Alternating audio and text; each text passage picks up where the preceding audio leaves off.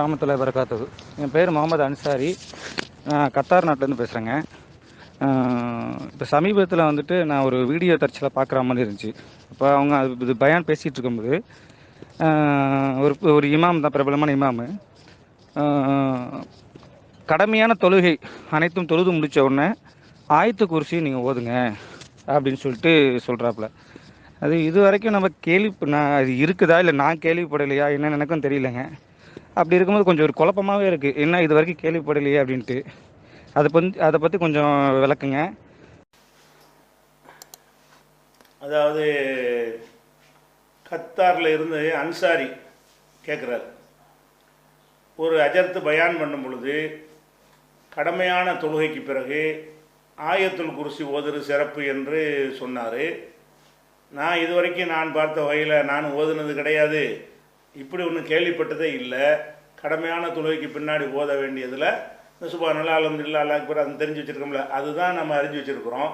கடமையான தொழுகைக்கு பின்னாடி ஆயத்துல் குர்சி ஓதணும் ஒரு புதுசாக சொல்கிறாரு. அப்படி ஒன்று இருக்குதா, ஓதணுமா அப்படின்னு கேட்குறாரு. இந்த கேள்வி முன்னரே கேட்கப்பட்டு அந்த ஞாயிற்றுக்கிழமை நேரடி லைவ்லையும் சொல்லப்பட்டிருக்கு. இருந்தாலும் டிவியில் பார்க்குறவங்களுக்கு அது தெரிஞ்சிருக்காது, அதுக்காக சொல்கிறோம். அதாவது ஆயத்துல் குர்சி ஓதுற விஷயமாக அந்த அஜர்த்து பேசினாருங்கிறீங்கல்ல, அது கரெக்டு தான் பேசியிருக்காரு.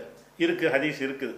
நசையுடைய சுனல் குப்ராங்கிற கிதாபில் ஆதாரபூர்வமான அறிவிப்பாளர் வரிசையில் என்ன வருதுன்னு கேட்டால், மன் கர ஆயத்தல் குர்சி ஃபி துபுரி குல்லி சலாத்தின் மக்தூபத்தின், ஒவ்வொரு கடமையான தொழுகைக்கு பின்னால் யார் ஆயத்தல் குர்சி ஓதுகிறாரோ லம் யமுனோவின் துகுலில் ஜன்னத்தி இல்லா யமூத், அவன் சொர்க்கத்துக்கு போவதற்கு இந்த மரணம் தான் தடையாக இருக்குது.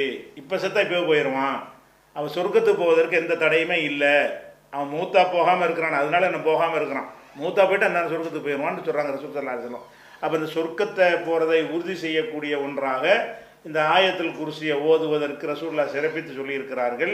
அதனால் தொழுகைக்கு பின்னாடி ஓதக்கூடிய திக்ர் அவுராதுகளில் ஆயத்துல் குர்சியும் கடமையான தொழுகைக்கு, ஃபர்லான தொழுகைகள் இருக்குல்ல, 5 வேளை தொழுகைக்கு பிறகு சுப்ஹானல்லாஹ் அல்ஹம்துலில்லாஹ் ஓதுறோம்ல, அதோடு சேர்த்து ஆயத்துல் குர்சி என்ன செய்யணும், ஓதிக்கூட. அது ஒரு சுன்னத்து ஆதாரத்தோடு தான் சொல்லியிருக்கிறாரு.